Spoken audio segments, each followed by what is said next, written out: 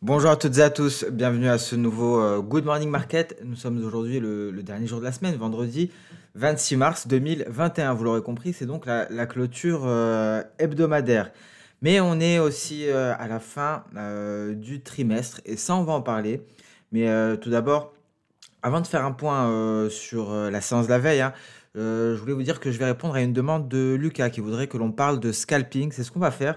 On va essayer de voir à quel point Ishimoku est valable et garde sa puissance, quelle que soit l'unité de temps. Jusqu'à présent, on travaillait plus dans des perspectives intraday. On faisait des triptyques passant par le journalier avec du H4 et du H1. On est sur du court terme. Le scalping, c'est du très court terme. Et dans ce cas-là, ce que l'on va faire, on va s'intéresser 15 minutes, 5 minutes et 1 minute. Après, on peut faire du moyen terme, bien entendu. Dans ce cas-là, la triptyque à utiliser, c'est plus donc du mensuel, hebdomadaire et journalier. Alors, parce que c'est vrai que je me focalise énormément sur l'intraday et j'oublie les autres stratégies, c'est-à-dire le scalping ou bien même l'investissement à plus long terme. Donc, on va aborder cette notion justement de scalping et je pense qu'on va le faire sur le DAX. Un DAX d'ailleurs qui est en train d'exploser à la hausse, peut-être vers de nouveaux records historiques. Le CAC 40 aux portes des 6000 points. Vous remarquerez d'ailleurs que les 6000 points correspondent à un palier de SSB très précisément et joli rebond du CAC 40 sur le nuage. Alors, tout d'abord, que s'est-il passé la veille? Alors, la veille, on a eu une séance en dents de scie, hein, on va le voir d'un point de vue graphique. Les indices américains ont réussi à retrouver des couleurs en cours de séance pour terminer en territoire positif. Le S&P 500 a gagné 0,52%, le Dow Jones 0,62%, le Nasdaq 0,12% et le Russell 2000 2,29%. Alors, à quoi sont dus ces mouvements en dents de scie, ces baisses ces baisses, puis par la suite des baisses qui sont effacées par des hausses? Alors, c'est un facteur calendaire. C'est pas nécessairement le sentiment de marché en lui-même. Vous savez que le sentiment de marché joue énormément, bien entendu, en intraday et sur la séance. Mais hier et aujourd'hui aussi, ce sera certainement dû à un facteur qui est calendaire. C'est une rotation de fin de trimestre. Alors, comme l'a précisé Bank of America, le 25 de ce mois-ci, et même aujourd'hui, le 26, on a une activité accrue. Il y a des transferts d'actifs dans les institutions financières, parce qu'il faut savoir qu'il y a un règlement à T plus 2, c'est-à-dire 2 jours après. Et donc, hier et aujourd'hui, ce sont des séances qui sont caractérisées par cette rotation de fin de trimestre de la part des institutionnels. Et donc, selon les calculs de Bank of America, on a eu 90 milliards de dollars qui sont obtenus par la vente d'actions, puis affectés à l'achat d'obligations. Alors on a eu également des chiffres qui nous parviennent de JP Morgan qui indiquent que les fonds d'investissement réalisent également ce type d'opération pour une valeur de 136 milliards de dollars. Donc il faut savoir que les institutions ont des directives sur la part de fonds qui doit être détenue en actions, en obligations et dans d'autres actifs. Alors, donc dans le contexte actuel, si on venait à retracer les 3 derniers mois, ça a été un trimestre très bon pour le marché des actions, mais désastreux pour le marché obligataire, parce qu'il faut savoir que il y a une relation négative entre les rendements et les prix des obligations. On a eu une hausse des rendements, donc on a eu une baisse du prix des obligations. Alors il faut réallouer les fonds. Et en plus de cela, souvenez-vous, la semaine dernière, donc ça c'est le premier facteur. En plus de cela, un facteur qui est également décisif, surtout pour les banques, c'est la décision de la Réserve fédérale américaine concernant le SLR.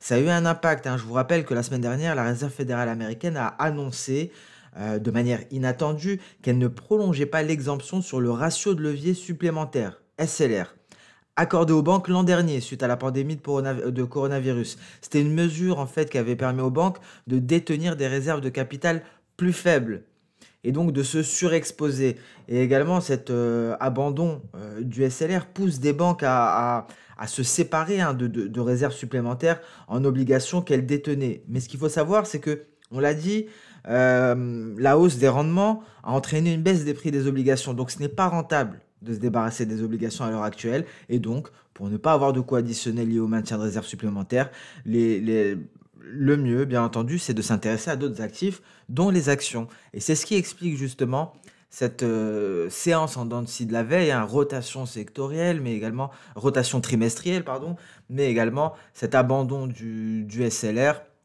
Et on doit libérer des actifs et on ne libère pas les obligations. Le prix a trop baissé, on serait face à une perte. Il faut attendre que les rendements baissent, il faut attendre que le prix des obligations augmente. Et la meilleure solution, le trimestre a été très bon pour les actions, on peut s'en débarrasser. Donc voilà, je voulais absolument faire ce point qui est un peu technique, mais c'est important de le savoir. Il y a très souvent des éléments calendaires qui interviennent. La semaine dernière, on a parlé de la journée des 4 sorcières, ce troisième vendredi du dernier mois du trimestre. Et c'est important aussi de parler de cette fin, justement, de trimestre, la fin de ce mois. Donc, je pense qu'on fera tout le temps ces points-là c'est très important de connaître ces événements calendaires. D'ailleurs, il y a un bouquin qui parle de tous les événements calendaires sur le marché action. Il faudrait que je retrouve le titre, et que je vous en parle dès la semaine prochaine. Donc voilà pour ce point-là qui, je pense, était essentiel. Ça va dans la lignée du Good Morning Market de la semaine dernière, la journée des 4 sorcières. Donc hier et aujourd'hui, éventuelle rotation de fin de trimestre.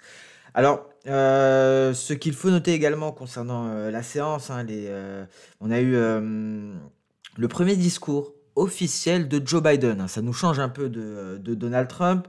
Et Joe Biden a donc doublé son objectif de vaccination à 200 millions d'ici le 20 avril. Et il a déclaré également qu'il annoncera son plan d'infrastructure la semaine prochaine, son nouveau projet de loi, vous savez, de 4000 milliards de dollars. Donc voilà concernant cette première déclaration officielle de Biden.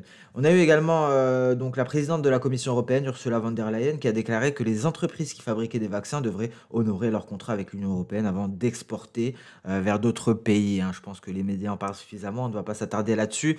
Donc voilà pour ce contexte de marché, un contexte calendaire qui semble dominer sur le sentiment de marché. Sur le pétrole, bien entendu, la hausse est due, et je l'ai écrit donc en analyse matinale, le canal de Suez est toujours bloqué, hein, c'est toujours le cas. Le canal de Suez par lequel transite 80% du commerce mondial, 10% pardon, du commerce mondial, le canal de Suez par lequel transite près de 80% du pétrole est bloqué, il est congestionné, hein. Vous pouvez aller voir les cartes de marine trafic, hein. Sur ce site, vous retrouverez les positions des différents navires et vous verrez la congestion de ce canal de Suez.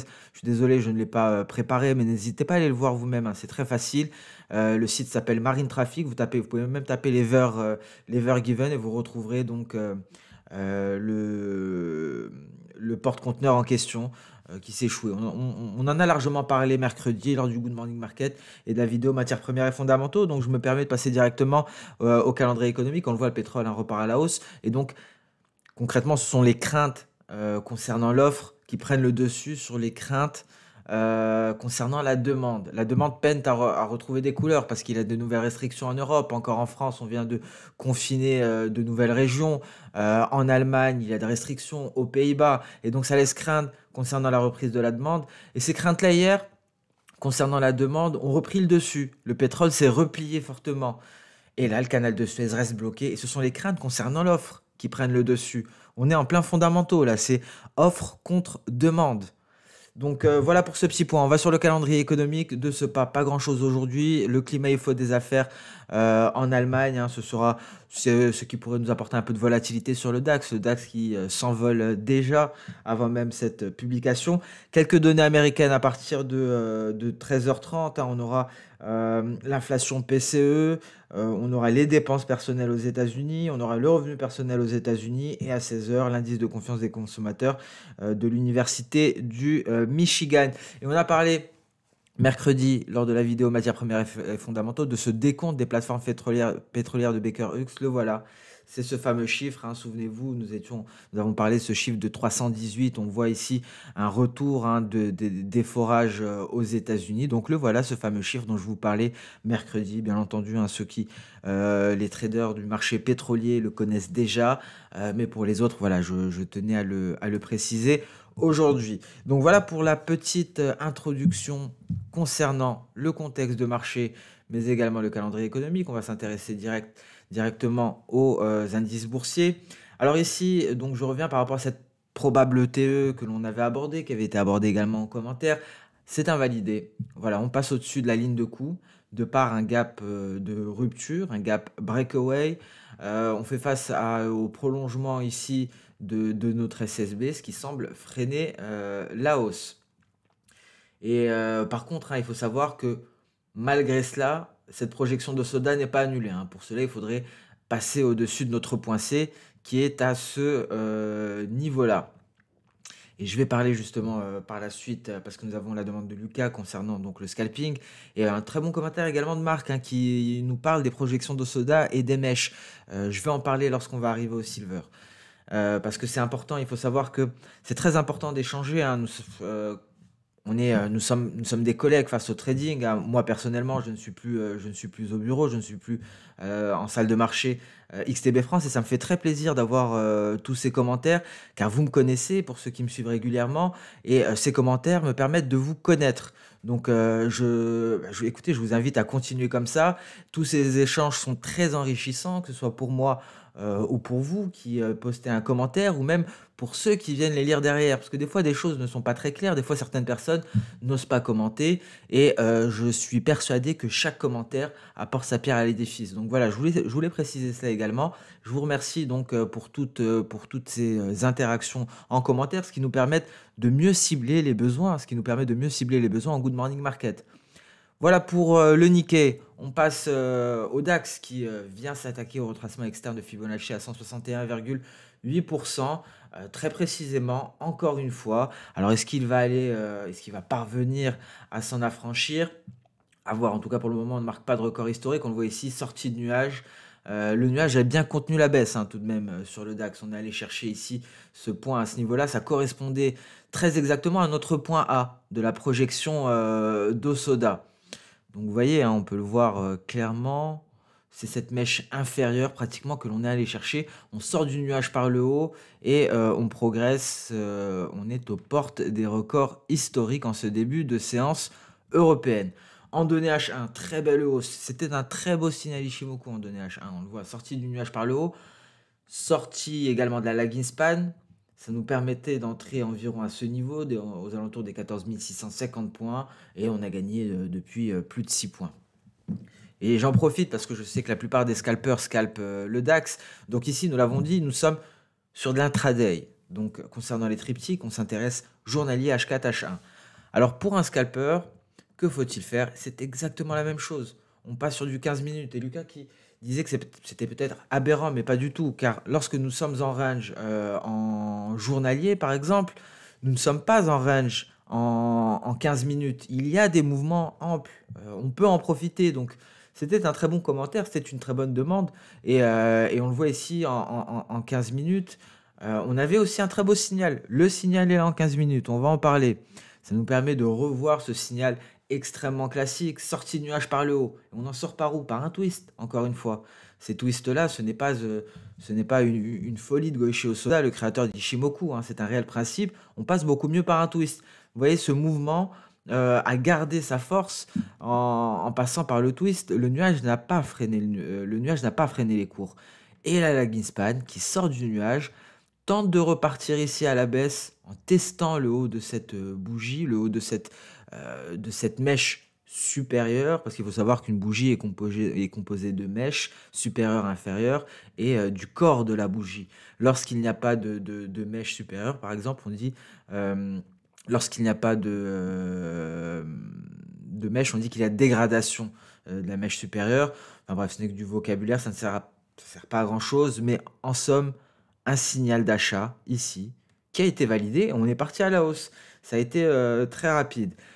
En passant sur le 5 minutes, alors ici, effectivement, on a eu un signal bien avant même sur le 5 minutes, mais la validation, vous voyez, ce cercle correspondait. Alors, je vais superposer des Ishimoku. On va mettre le nuage Ishimoku 15 minutes pour voir notre signal. Je ne garde que le nuage ici. Donc, je décoche le reste.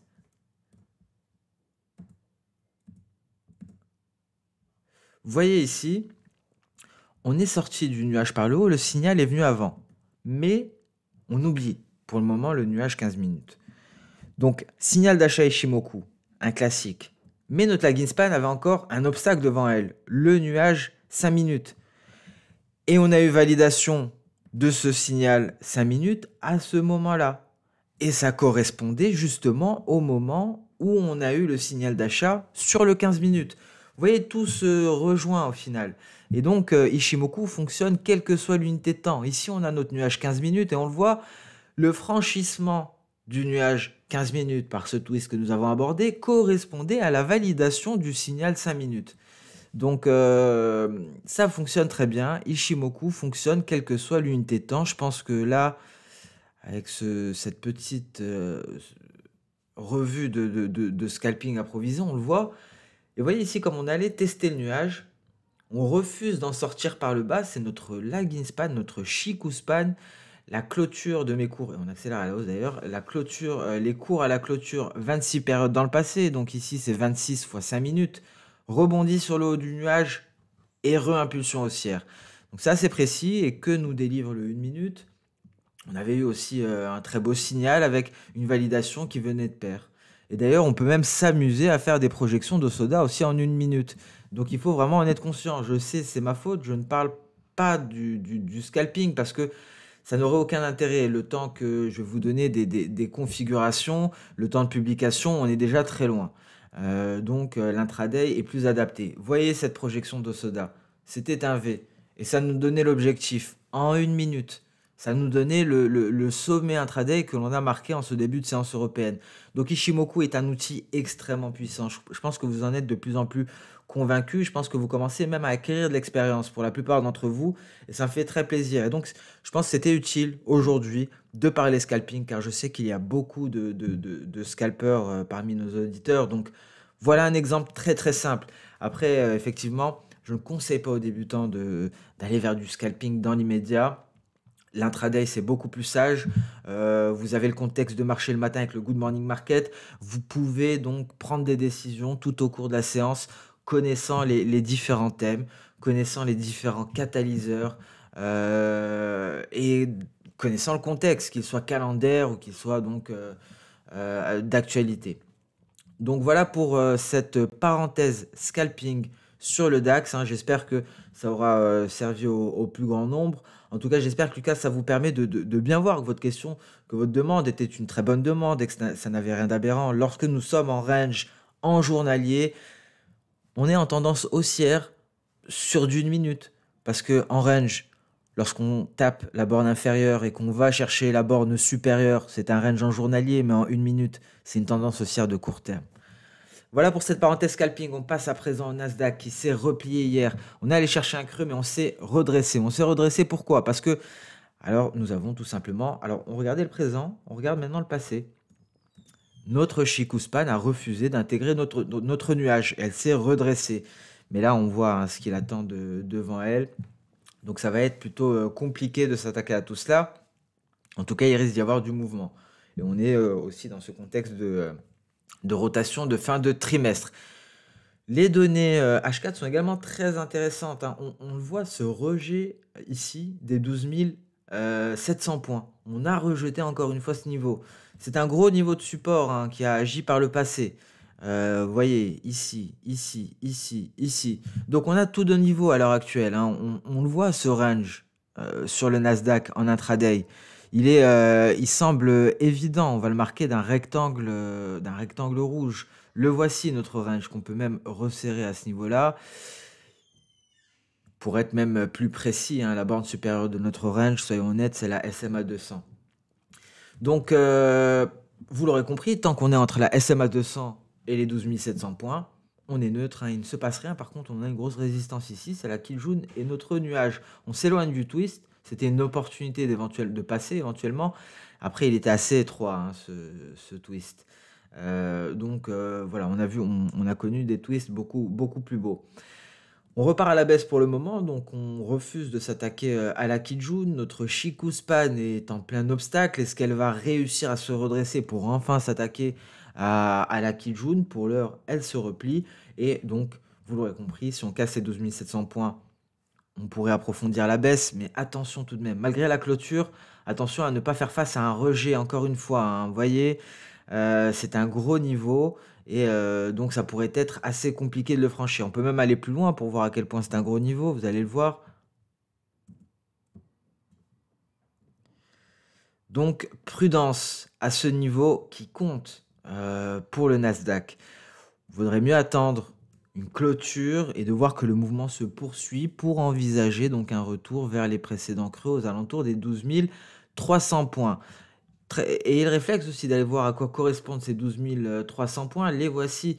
C'est vraiment si on atteint ce niveau, on sera au bord du gouffre hein, ici, et on serait reparti pour réaliser cet objectif de la projection de Soda. Je vous rappelle que tant que l'on ne parvient pas à monter au-dessus des 13 283 points, il y a cette épée de Damoclès au-dessus du Nasdaq. Hein, le fait de franchir ce précédent creux de début mars pourrait aboutir à un approfondissement considérable à la baisse, au moins jusqu'à 11 660 points. Après, si on venait à réaliser l'objectif de la projection de Soda, hein, ce sont les 10 500 et des poussières que l'on pourrait aller chercher. En données H1, alors on l'a vu, en données H4, on n'est pas allé jusqu'à la Kijun, on n'est pas allé jusqu'au nuage. On le revoit rapidement pour s'en rappeler. Ici, en données H1, le nuage, on refuse de s'attaquer au nuage. Et on le voit, la Greenspan a tout de même réussi à franchir la Tenkan. Il y a encore des obstacles. Elle a tout de même, et c'est ce qu'on va noter ici, une marge de manœuvre à la hausse. À la baisse, il faudra se réattaquer à nouveau à ces obstacles. Mais en tout cas, le nuage a bien joué son rôle. Le nuage est en train de s'affaisser et créer une certaine tension baissière sur les cours. Et si cette tension se maintient, on a un joli support ici, 12 750 points, 12 745, c'est un palier de Kijun. Voilà pour le Nasdaq. Un Nasdaq qu'on commence réellement à intégrer. Hein. Je pense qu'on pousse suffisamment l'analyse dessus. Le S&P 500, après un test de Kijun, test de nuage, repart à la hausse en direction de sa résistance, hein, que l'on a déjà détaillé. Ici, c'est intéressant de voir qu'on a eu une sortie du nuage par le haut, une lagging span également qui passe par un twist. Mais là, c'est compliqué. C'est compliqué, la lagging span semble vouloir refuser. Mais ce n'est pas joué. On a une Tenkan en support, on pourrait rebondir et repartir. Et dans ce cas-là, ça serait une lagging span qui a haut de nuage. À voir. On en parlera lundi, très certainement. Mais en tout cas, ce point-là va nous intéresser. Cette interaction de la Chikou span à ce niveau-là avec le nuage. Est-ce qu'elle va réellement rebondir très précisément ici, ce qui permettrait au cours de se redresser? Et là, on repart de plus belle pour le S&P 500 et on repart où? Vers notre résistance journalière que l'on retrouve ici en rouge. Ou est-ce qu'elle va intégrer le nuage et donc les cours vont aller chercher la SSB? On a un gros support ici pour le S&P 500. C'est la SSB, la Senkou Span B, 3907 points. Et d'ailleurs, j'ai switché les données H4 encore une fois. Données H4, belle résistance, notre nuage. On refuse de traverser par un twist. On se replie quelque peu.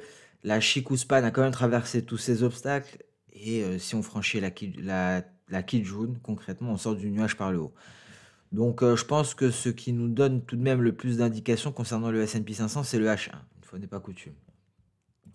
Le Dow Jones qui repart en rebond et qui s'attaque au retracement externe de Fibonacci à 127,2%, retracement externe de la baisse suite à la pandémie. Tout l'enjeu ici sera d'aller marquer de nouveaux records historiques. Et je pense qu'on la voit tous, cette vague, on la voit tous, cette projection V qui pourrait se dessiner. Mais avant cela, il faudrait que l'on parvienne à aller au-dessus du point V, au-dessus des 33 100 points. Dans le nuage, en H4, on pourrait en sortir très bientôt avec une Chikou qui pourrait s'en débarrasser, qui pourrait en sortir également. Attention tout de même à cette résistance hein, ici. Concernant le Dow Jones, en données H1, on a eu un signal d'achat qui a été validé très récemment. Hein. Il a été validé dans la nuit aux alentours de 3 h du matin. Alors, est-ce qu'on va avoir une accélération haussière? Pour le moment, on pourrait rencontrer une certaine résistance à 12 715 points. C'est une zone entre 12 715 12 760. Et on pourrait chercher les 32 920.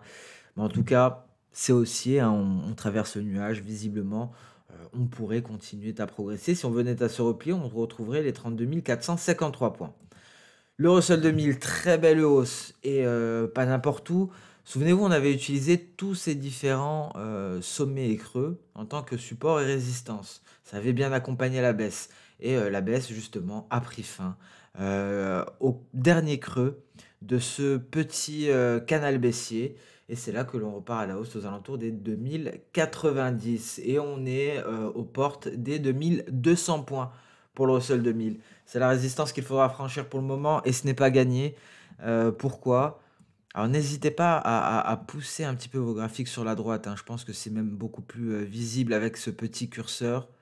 Ça permet de voir l'étendue du nuage dans le futur également. C'est important car souvenez-vous, Ishimoku, c'est trois dimensions, hein. C'est présent d'abord, ensuite passé avec la lagging span. Donc présent, ce sont les cours et l'interaction des cours avec Tenkan qui joue le nuage.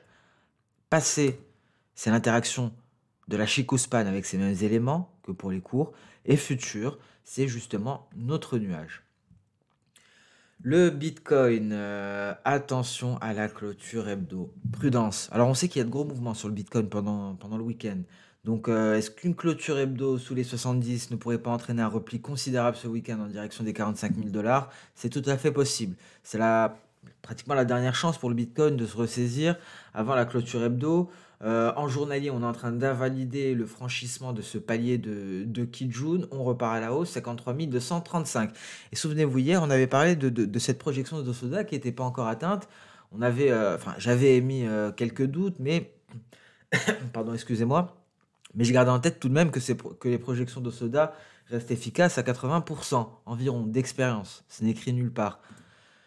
Et voilà, finalement, le Bitcoin l'a fait en données H4. Il est allé chercher eux, hein. On était à ce niveau-là en train de tenter de rebondir, il me semble hier. Et non, on est allé chercher la projection E. On repart à la hausse. Est-ce qu'on va réussir à atteindre la Kijun? Mais en tout cas, encore un exemple en direct, hein. C'est des choses, on en parle en temps réel et on constate le lendemain. Et le but, c'est bien entendu de vous convaincre. Mais vous savez, on a tous besoin de se convaincre. Moi aussi, j'en ai besoin. Euh, et ces expériences cumulées renforcent mes convictions justement sur cette stratégie qui, je me permets de le dire, qui est assez unique. Ce n'est pas comme, comment dire, des stratégies avec des oscillateurs classiques, parce que malheureusement toutes les plateformes ne proposent pas les projections de soda et ça nécessite de faire des calculs, des soustractions de mouvements. C'est beaucoup plus simple avec cet outil qui est placé directement ici. Et effectivement, ça en reste bluffant. Et même moi, je suis toujours épaté par ces projections. Voilà, on rebondit au contact d'eux, on repart à la hausse et on a finalisé finalement cette vague. Alors pour le moment, honnêtement, rien à faire, hein. On a atteint une projection. Il faut attendre que le marché nous dessine quelque chose de nouveau. On passe à présent sur le marché des matières premières.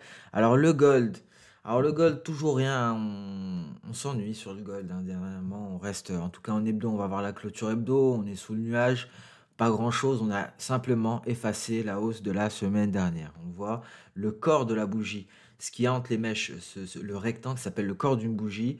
Sont d'amplitude similaire, les ranges hebdo sont similaires. Ici, en journalier, on le voit, on sent une certaine tension baissière, hein. On est passé sous la Tenkan. Alors, est-ce qu'on va se replier en direction des 1690? Pour le moment, le gold ne fait pas grand-chose. On atteste la présence des cours dans le nuage. Et même s'il y a eu quelques mouvements hier, ça n'a abouti à rien. Alors le silver, pour en revenir à ce que disait Marc, effectivement Marc, je suis d'accord avec vous. Marc disait en commentaire qu'il ne fallait d'expérience pas prendre les mèches lorsque l'on est sur une unité de temps inférieure au journalier.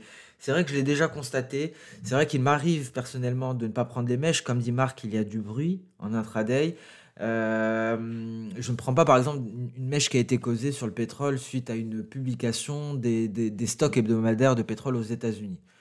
Par exemple, à ce moment-là, s'il y a une mèche, je ne vais pas la prendre dans mes projections d'Osoda. Et comme nous indique Marc, ne pas prendre les mèches ici, nous donner l'objectif. Et c'est une très bonne remarque.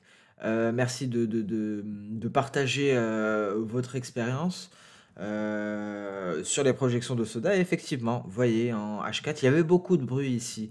Il y avait des mèches inférieures, présence d'acheteurs à ce niveau-là.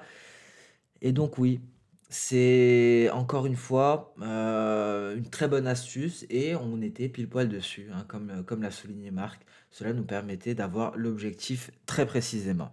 Donc merci pour, ce commentaire comme quoi, si vous avez une expérience à partager, il ne faut pas hésiter, il faut le dire en commentaire, ça profite à tout le monde et ça fait avancer tout le monde. Si vous découvrez quelque chose sur les projections de Soda, sur Ishimoku, si vous avez une idée différente d'Ishimoku, n'hésitez pas à nous la partager. Il faut savoir que les écrits originaux d'Ishimoku en japonais sont très vagues.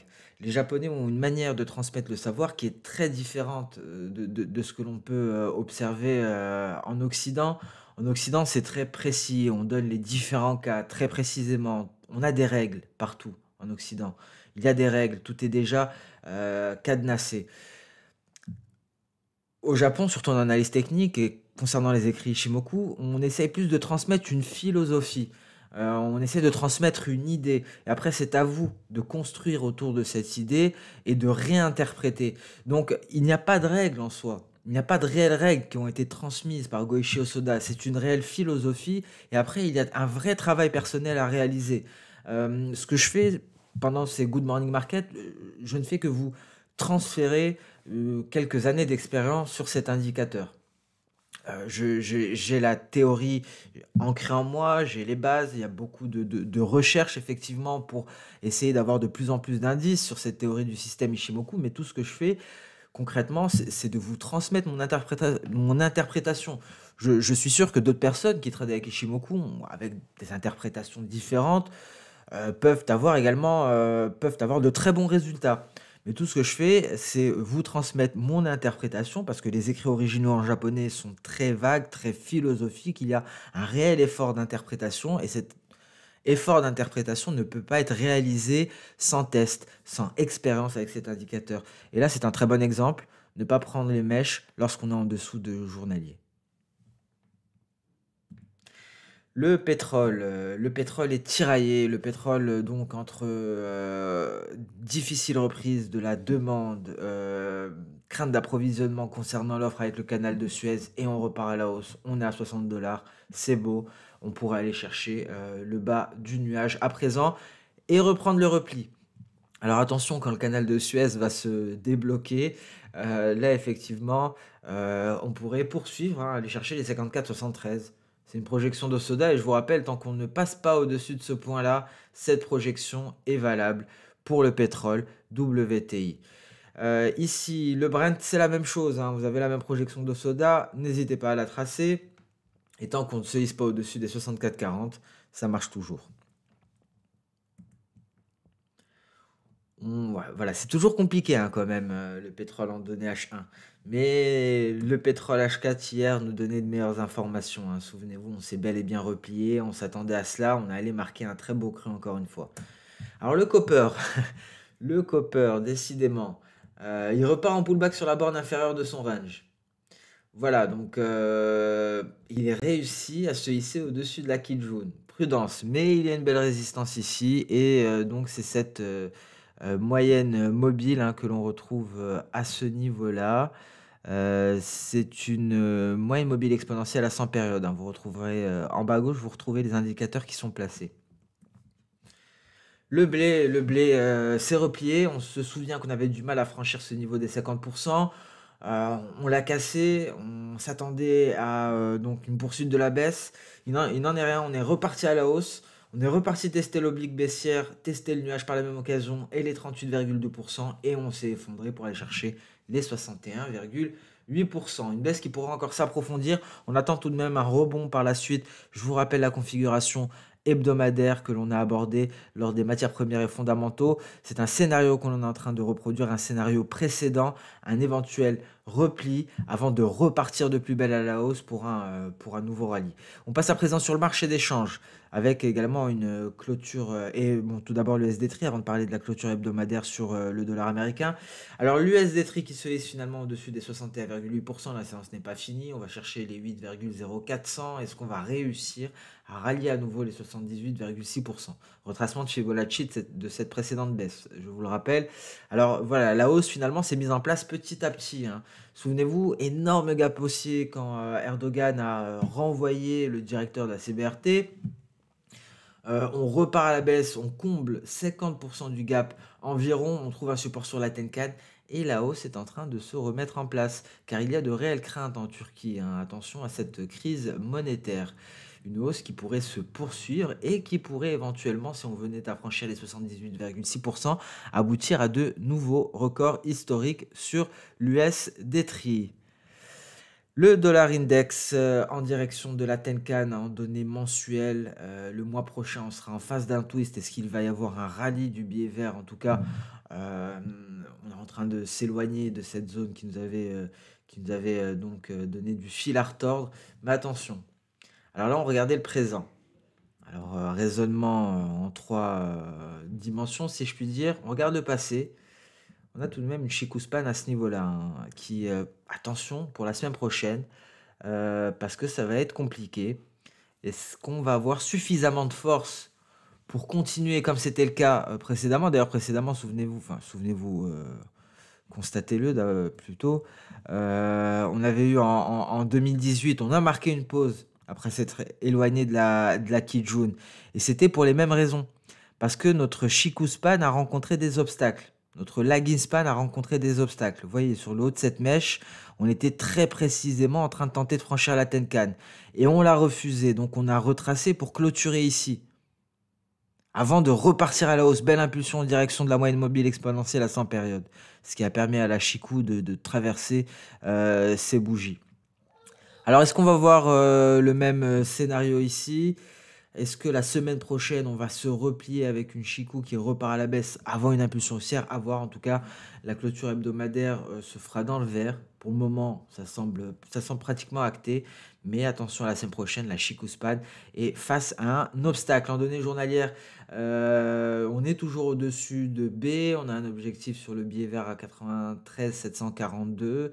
Si on poursuit, cela pourrait accentuer la pression sur l'euro-dollar qui allait chercher ce fameux support, un 17,80 précis, net et efficace. On est dessus à l'heure actuelle. Est-ce que le billet vert va se replier quelque peu en cette dernière séance de la semaine, permettant à l'euro-dollar de retrouver des couleurs pour se hisser au-dessus d'un 18? À voir. En tout cas, l'euro est sous pression. Et on peut le voir, hein, ici en données intraday.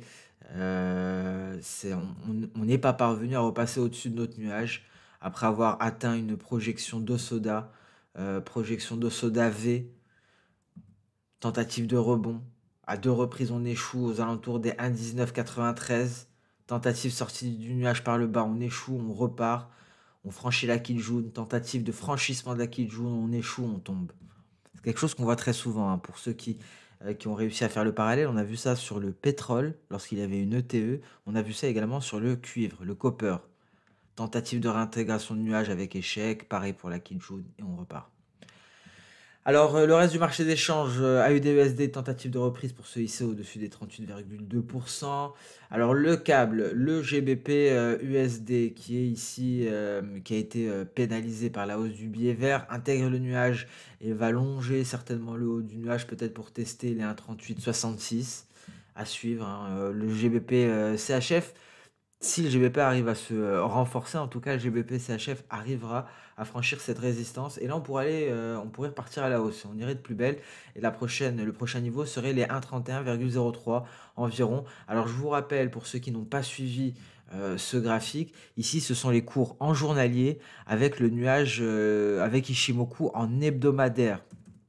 Pour cela, on peut le faire ici. On choisit l'intervalle.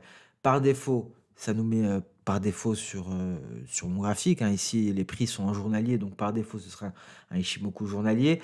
W1, donc hebdomadaire. MN, donc mensuel.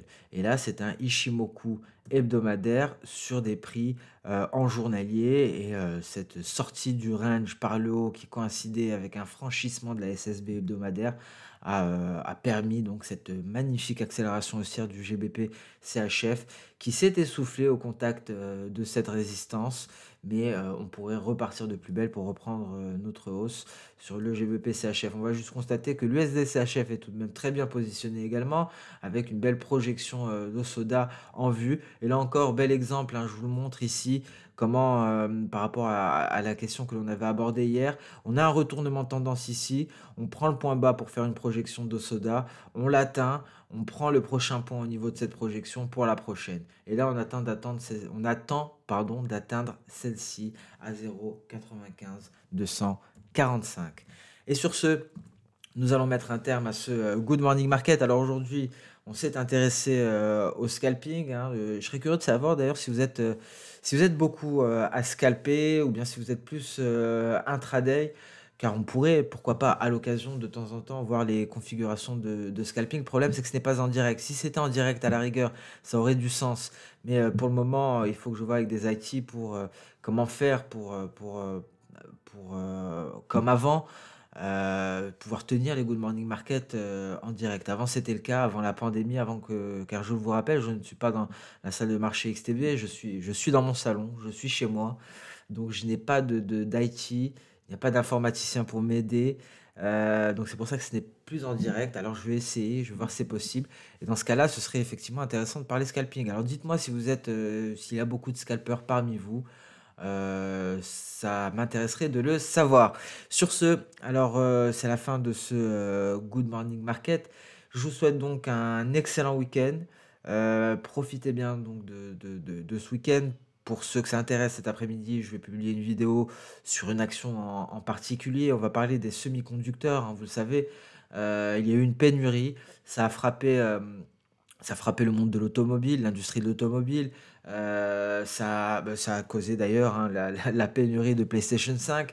Ça a eu pas mal d'impact sur pas mal d'industries, cette pénurie de semi-conducteurs. On va aborder une action en particulier par rapport justement aux semi-conducteurs. Rendez-vous en début d'après-midi pour cette vidéo.